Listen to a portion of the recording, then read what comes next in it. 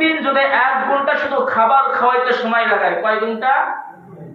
আমরা যে খাবার খানা খাই না, এই খানা খাইতে যদি 1 ঘন্টা সময় লাগে, তাহলে গড় হিসেবে 60 বছর বয়স কেউ যদি বাঁচে, 60 বছর কেউ যদি হায়াত পায়, তাহলে এই গড় হিসেবে শুধু খানা খাইতে সময় লাগে 2.5 বছর। কয় বছর বলেন? 2.5 বছর। ভালো করে বুঝবেন কি বুঝাইতে চাইতেছি। আমি আপনি যে আল্লাহ তাআলা কতটুকু সময় দিতেছি, আল্লাহ তাআলা যে আমাকে আপনাকে সৃষ্টি করছেন ইবাদত করার জন্য, শুধু বলে এত ইবাদত করব কেন, কতটুকু সময় আমি আপনি আল্লাহকে দিতেছি একটু হিসাবটা করে নিই।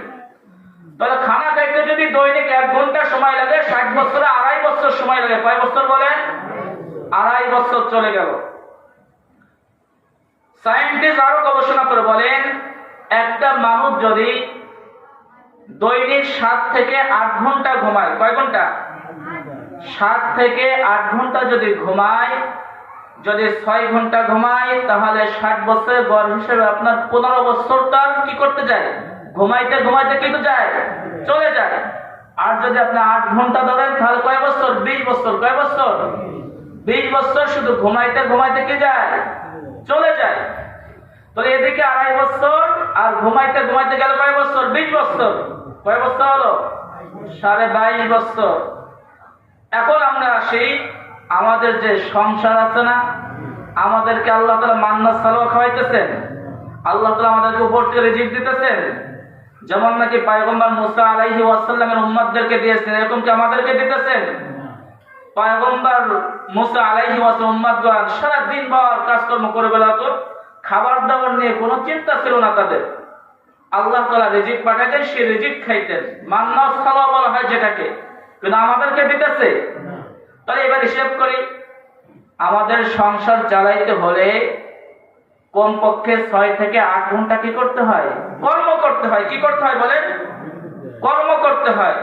তাহলে আপনি 8 ঘন্টা কর্ম করেন, সকাল থেকে সন্ধ্যা পর্যন্ত কয় ঘন্টা? 8 ঘন্টা কর্ম করেন। 8 ঘন্টা যদি আপনি কর্ম করেন, আর যদি আপনি 60 বছর যদি জিন্দেগি পান, হায়াত পান, তাহলে এখানে গেল কয় বছর বলেন? 20 বছর। কয় বছর? তাহলে ঘুমাইতে গেল কয় বছর? 20 বছর। কর্ম করতে গেল কয় বছর? 20 বছর। শুধু খাইতে গেল কয় বছর? 2.5 বছর। 42.5 বছর কাকে দিয়ে দিলেন? এমনি অনার্থক কি করে দিলেন? শেষ করে দিলেন। এখনো কিন্তু ইবাদত করা শুরু করেন নাই। তাহলে আপনি ইবাদত কি আপনি মায়ের গর্ভে থেকে জন্মগ্রহণ করে কি ইবাদত করা শুরু করছেন?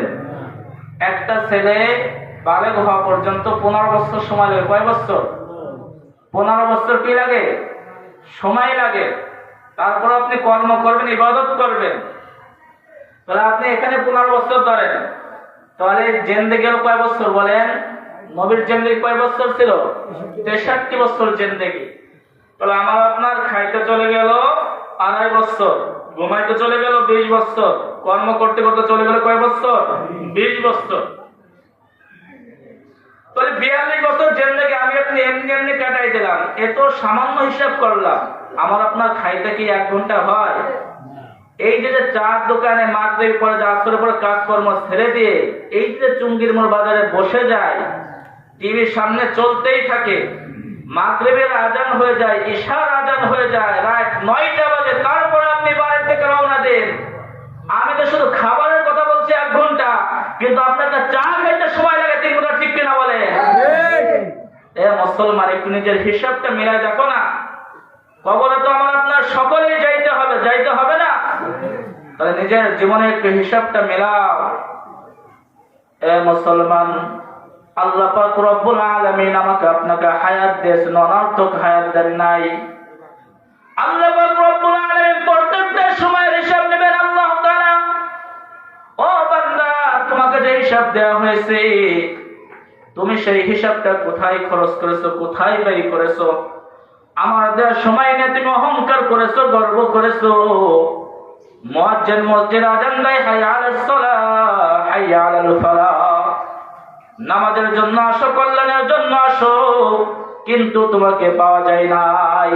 তুমি চার দোকানে আড্ডা দিতেছো, ক্যারাম বোর্ড খেলতেছো, কিন্তু মুয়াজ্জিনের আজান তোমার কানে যায় নাই। গেছে কিনা?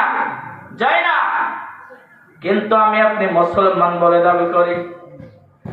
মুসলমান, যে কথা আমি বলতেছিলাম, আল্লাহ রাসূল সাল্লাল্লাহু আলাইহি ওয়াসাল্লাম বলেন, দুনিয়ার ভিতরে যেখানে দ্বীনি আলোচনা হয়, ইলমের কথাবার্তা হয়, ওই দ্বীনি মজলিসে যারা উপস্থিত হয়, আল্লাহ রাসূল সাল্লাল্লাহু আলাইহি ওয়াসাল্লাম ঘোষণা করেন তার জীবনের সমস্ত সগীরা গুনাহ আল্লাহ তাআলা মাফ করে দেন। সুবহানাল্লাহ। মুসলমান, শুধু কি তাই?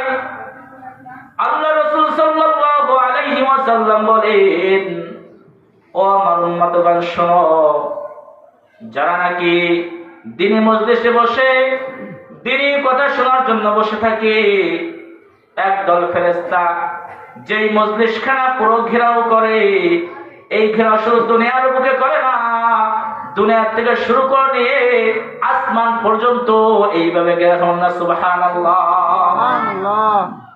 এই ফেরেশতারা কি বলে জানেন? ফেরেশতারা আল্লাহকে ডাকে, ও আল্লাহ,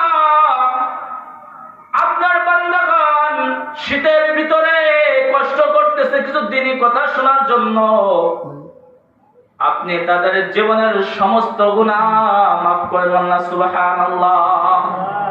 আল্লাহ পাক রব্বুল আলামিন তখন দেখে সত্যি তো ফেরেশতারা সত্য কথা বলেছে, আমার বান্দারা দুনিয়ার কাজকর্ম ছেড়ে, দুনিয়ার ব্যবসা বাণিজ্য ছেড়ে মাহফিলের ময়দানে এসে বসে গেছে, আমি তাদের জীবনের সমস্ত গুনাহ মাফ করলাম না। সুবহানাল্লাহ। তাহলে কি যারা এখন আসতে পারে নাই তারা ক্ষতির ভিতরে আছে না? চুঙ্গির মারফুরসার মুসলমান ব্যবসা বাণিজ্য সারা জীবন করতে পারবে, কিন্তু মাহফিলের ময়দানকে আগামীকাল থাকবে না। আগামীকাল মাহফিলের ময়দান কিন্তু থাকবে না। তোমার ব্যবসা বাণিজ্য তুমি সারা জীবন করতে পারবে। আসো ভাই, আসো, মাহফিলের ময়দানে চলে আসো। দেখো ফরসার মানুষ কত সুন্দর একটা জান্নাতি বাগান সাজিয়েছে তোমাদের কিছু কথা শোনানোর জন্য। তোমাদের কাছে টাকা পয়সা চাইতেছে না, কিছুই চাইতেছে না, একটু সময় দেওয়ার জন্য তোমাদের জন্য আহ্বান করেছে, মাহফিলের ময়দান করেছে। এজন্য এখনো যারা দোকানপাটে ঘোরাফেরা করতেছো, ব্যবসা বাণিজ্য করতেছো, একদিন না ব্যবসা বাণিজ্য একটু কমাই করি, আগামীকাল ব্যবসা বাণিজ্য করব। ও ভাই, দ্রুত মাহফিলের ময়দানে চলে আসো। আর এই মাহফিল ময়দান থেকে যদি একটা ব্যক্তি যদি হিদায়াত পেয়ে যায়, পুরো গ্রামবাসীর জন্য হিদায়াত প্রাপ্ত হয়ে মনে, ঠিক কিনা? তাহলে কি মাহফিলের মধ্যে আসবো তো ইনশাআল্লাহ? এখনো যারা ঘোরাফেরা করতেছি, দ্রুত করে মাহফিলের ময়দানে চলে আসি। আমি যে আয়াত খেলা তেলাওয়াত করেছি, আল্লাহ তাআলা বলেন, লাকাদ সামিআ আল্লাহু কাওলাল লাযিনা ক্বালু ইন্নাল্লাহা ফাকীর ওয়া নাহনু আগনিয়া। আমি আয়াতখানা কোরআন থেকে তেলাওয়াত করেছি। এর শানে নজুল একটা ঘটনা আছে, এই ঘটনাটা বলবো ইনশাআল্লাহ। লক্ষ্য করে শুনবেন, আমার আপনার দরকার, প্রয়োজন। নবী করিম সাল্লাল্লাহু আলাইহি ওয়াসাল্লাম আবু বকর সিদ্দিক রাদিয়াল্লাহু তাআলা আনহুকে, কাকে বলেন? আবু বকর সিদ্দিক রাদিয়াল্লাহু তাআলা আনহুকে ডাক দিয়ে বলতেছে, আবু বকর, তুমি বনি কয়নুকা গোত্রে যাও। কোন গোত্রে যাও বলেন? বনি কয়নুকা গোত্রে যাও এবং ইসলামের দাওয়াত দাও। কিসের দাওয়াত? ইসলামের দাওয়াত দাও। নামাজের কথা বলো, যাকাতের কথা বলো, হজের কথা বলো, রোজার কথা বলো। আল্লাহ রাসূল সাল্লাল্লাহু আলাইহি ওয়াসাল্লাম আদেশ করলেন কাকে? আবু বকর সিদ্দিক রাদিয়াল্লাহু তাআলা আনহুকে। মুসলমান বন্ধুরা আমার, ভালো করে শুনবো। আল্লাহ রাসূল সাল্লাল্লাহু আলাইহি ওয়াসাল্লাম আবু বকর সিদ্দিককে ডাকতো, আবু বকর, যাও বনি কয়নুকা গোত্রে চলে যাও, ইসলামের দাওয়াত দিয়ে আসো, দ্বীনের কথা বলে আসো, যাকাতের কথা বলে আসো, হজের কথা বলে আসো। আবু বকর সিদ্দিক রাদিয়াল্লাহু তাআলা আনহু নবীজির কথা শুনে বনি কয়নুকা গোত্রে চলে গেলেন। বনি কয়নুকা গোত্রে যাওয়ার পরে আবু বকর সিদ্দিক রাদিয়াল্লাহু তাআলা আনহু দাওয়াত দিতেছেন, ইসলামের কথা বলতেছেন, দ্বীনের কথা বলতেছেন।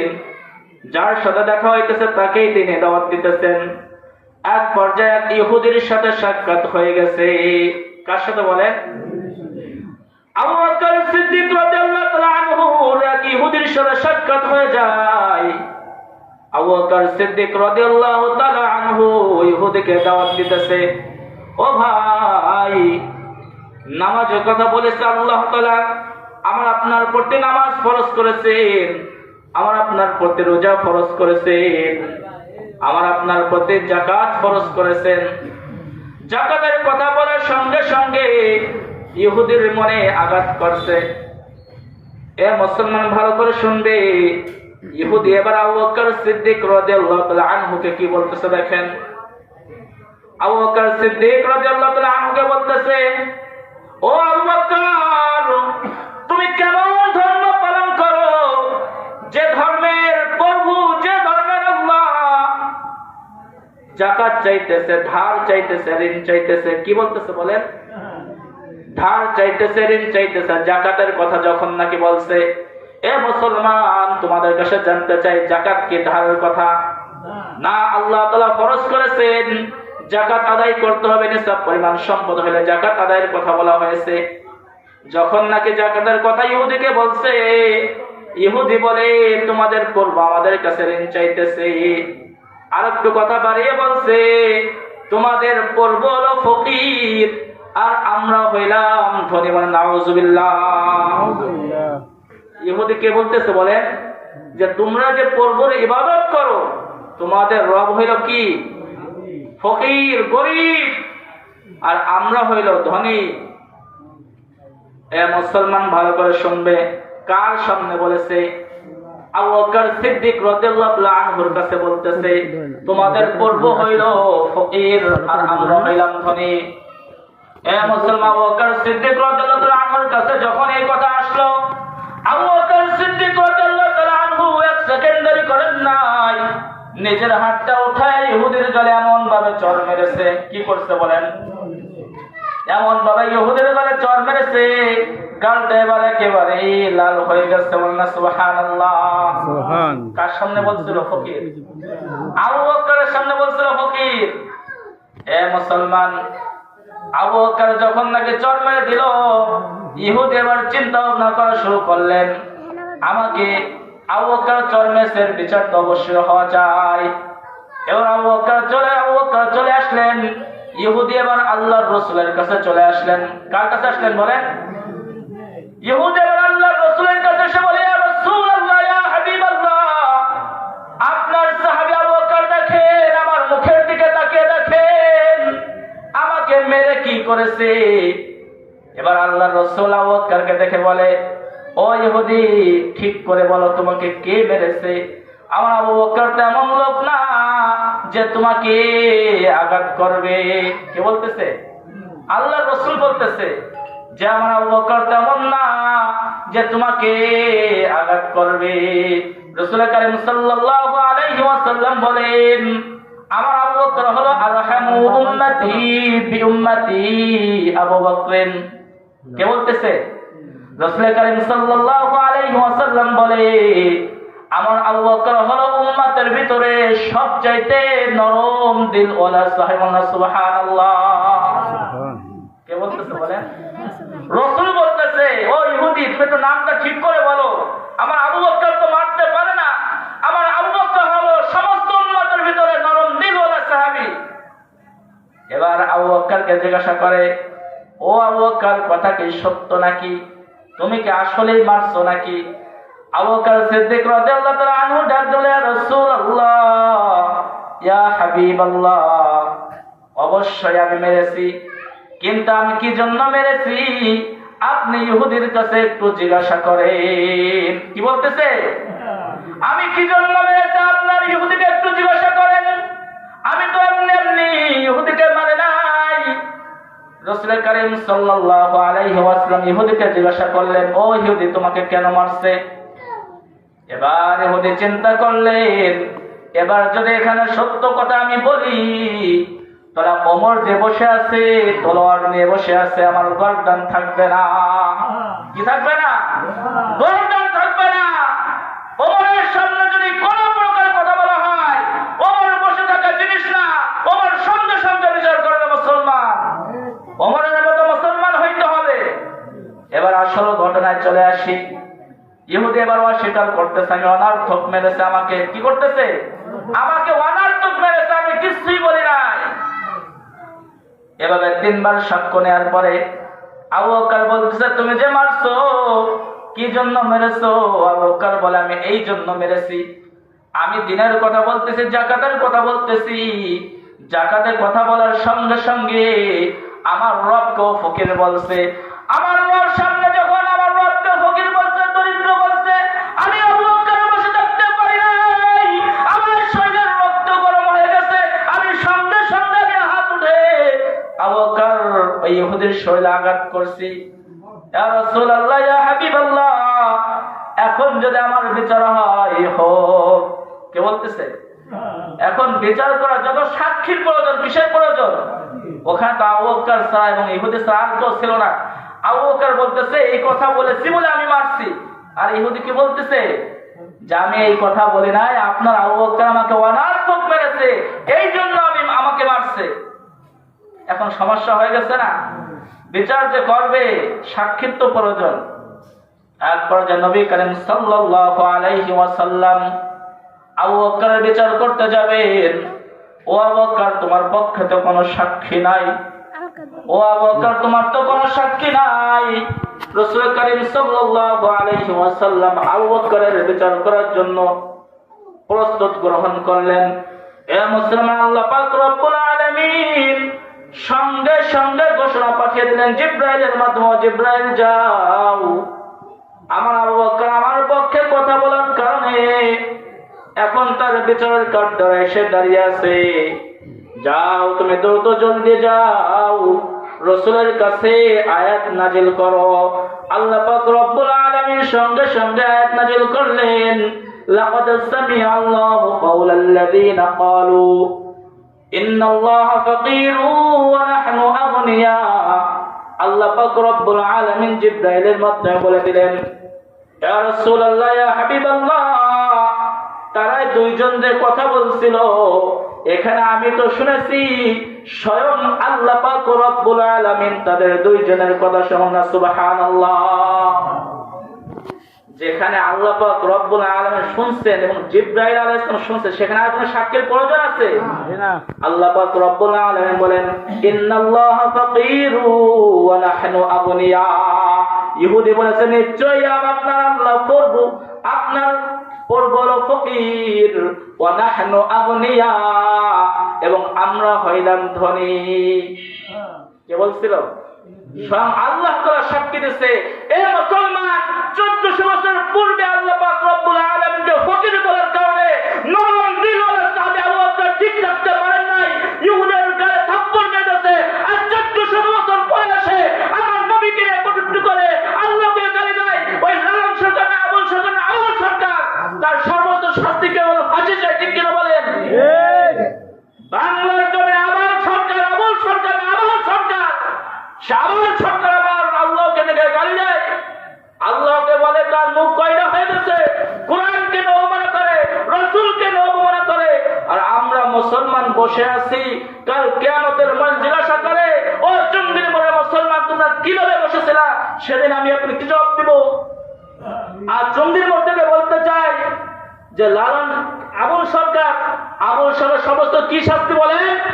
ফাঁসি চাই। কি চাই? ফাঁসি চাই। কারণ হলো আজ মুসলমানের ঈমান নিয়ে পরীক্ষা করে দেখে মুসলমান দুর্বল হয়ে গেছে, মুসলমান কোনো কথা বলে না। আজ আল্লাহকে নিয়ে কথা বলে, নবীকে নিয়ে কথা বলে, কোরআনকে অবমাননা করে। মুসলমান আজও যদি বসে থাকে, আস্তে আস্তে ইসলাম শেষ হয়ে যাবে।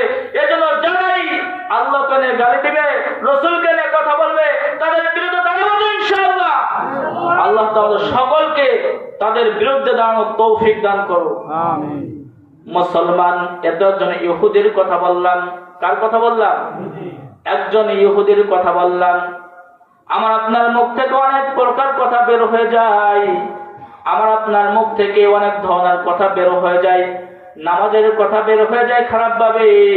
ও ভাই, নামাজে আসো। বলে নামাজ পড়ে কি হবে? নামাজ না পড়েই তো ভালো আছি। এরকম হয়ে যায় না? মুসলমান, ভালো করে শুনবেন। একজন ইহুদির কথা শোনাইলাম। এবার একজন মুসলমান সাহাবীর কথা শোনাবো। একজন মুসলমান সাহাবী শুধুমাত্র যাকাতের কথা নিয়ে একটু বিদ্রুপ করেছিল, তাই দুনিয়া থেকে মুনাফিক হয়ে মারা গেছে। কি হয়ে মারা গেছে বলেন? মুনাফিক হয়ে মারা গেছে। আল্লাহর রাসূলের সাহাবী সালাবা, কি নাম বলেন? সালাবা। সালাবা রাদিয়াল্লাহু তাআলা আনহু আল্লাহর পিছনে, আল্লাহর রাসূলের পিছনে দাঁড়িয়ে নামাজ পড়তেন। আর প্রত্যেকদিন আল্লাহর রাসূলের নামাজের পরে বসে বসে গল্প করতেন, ইয়া রাসূলুল্লাহ, ইয়া হাবিবাল্লাহ, আমার যদি সম্পদ থাকতো আমি সমস্ত সম্পদ দ্বীনের জন্য ব্যয় করতাম। কে বলতেছে? সালাবা। যে আমার যদি সম্পদ থাকতো তাহলে আমার সমস্ত সম্পত্তি আল্লাহর রাস্তায় ব্যয় করতাম।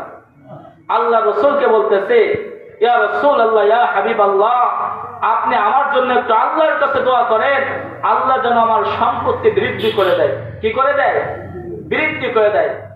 আল্লাহ রাসূল সাল্লাল্লাহু আলাইহি ওয়াসাল্লাম সালাবাকে বললেন, ও আমার সালাবা, আমি তো দ্বীনের নবী, আমি তো দুনিয়ার জন্য দোয়া করতে পারি না। আমি যদি দুনিয়া চাইতাম, আমি যদি আল্লাহ তাআলাকে বলতাম, ওগো আল্লাহ, উহুদ পাহাড় আমার জন্য স্বর্ণ করে দেন, আল্লাহ পাক রব্বুল আলামিন স্বর্ণেই পূর্ণ করলেন, সুবহানাল্লাহ। কিন্তু সালাবা পিছাস ছাড়ে না। কি ছাড়ে না? মানুষজনদের দ্বারা দেখবেন যে একটু ভালো আলেমদেরকে অনেক মহব্বত করে। মহব্বত করে কি জন্য? যে আলেমরা যেন আমার জন্য একটু দোয়া করে। জানে আলেমরা যদি দোয়া করে তো অবশ্যই দোয়া কবুল হবে। ঘুষখোর সুদখোরের দোয়া কিন্তু কবুল হয় না, আলেমদের দোয়া কি হয়? কবুল হয়। অনেক মানুষ দেখবেন বিপদে পড়লে আলেমদের কাছে আসে। সালাবাও জানে যে রাসূলের মুখ দিয়ে যদি একবার বের করাইতে পারি তাহলে তো আমি ধন্য হয়ে যাব। সময় সংক্ষেপে বলবো। এবার সালাবার জন্য আল্লাহ রাসূল সাল্লাল্লাহু আলাইহি ওয়াসাল্লাম দোয়া করলেন, ও সালাবা, যাও, তোমার জন্য আমি দোয়া করে দিলাম। কয়েকদিনের ভিতরে সালাবা ধনী হয়ে গেলেন। কি হয়ে গেলেন বলেন? এবার সালাবার মদিনায় থাকতে চায় না। সালাবা মদিনা থেকে বের হয়ে গেছে, কারণ সে ধনী ব্যবসায়ী হয়ে গেছেন। আর যা নাকি মদিনা শরীফে ধনী ব্যবসায়ী, তারা কিন্তু মদিনায় ব্যবসা করতে পারে না। গ্রামে যাওয়া লাগে, বকরি নিয়ে গ্রামে যাওয়া লাগে, উট নিয়ে গ্রামে যাওয়া লাগে। আল্লাহ রাসূল সাল্লাল্লাহু আলাইহি ওয়াসাল্লাম সাহাবীদেরকে জিজ্ঞাসা করলো, আমার সাহাবারা, আমার সাহাবী সালাবা কোথায়? কি বলতেছে? যে আমার সাহাবী সালাবা কোথায়? সালাবাকে আর দেখা যায় না। আল্লাহ রাসূলকে সাহাবারা বলতেছে, ইয়া রাসূলুল্লাহ, ইয়া হাবিবাল্লাহ, আপনার সাহাবী সালাবা তো ধনী হয়ে গেছে, সে আর নামাজও আসে না, ঠিক মতো আসে, এজন্য আপনি দেখতে পারেন না। আল্লাহ পাক রব্বুল আলামিন এই মুহূর্তে কোরআনের আয়াত নাজিল করলেন। আল্লাহ রাসূলকে জানিয়ে দিলেন, যাদের সম্পদ হয়েছে তাদের যাকাত দিতে হবে। আল্লাহ পাক রব্বুল আলামিন এটাও জানিয়ে দিলেন যে কাদের কাদের প্রতি যাকাত ফরজ হয়েছে। সমস্ত নাম আল্লাহ রাসূলের কাছে এসে চলে এসেছে। আল্লাহ রাসূল সাল্লাল্লাহু আলাইহি ওয়াসাল্লাম দেখে আমার সাহাবী সালাবার নামটাও এই যাকাতের ভিতর আছে। সুবহানাল্লাহ। ভালো করে শুনেন একটু। রাসূল কারীম সাল্লাল্লাহু আলাইহি ওয়াসাল্লাম সাহাবী সালাবার কাছে কিছু সাহাবীদেরকে পাঠিয়ে দিলেন, আমার সাহাবারা যাও, সালাবা তো ধন সম্পত্তির মালিক হয়ে গেছে, যাও সালাবার কাছে যাকাতের কথা বলো।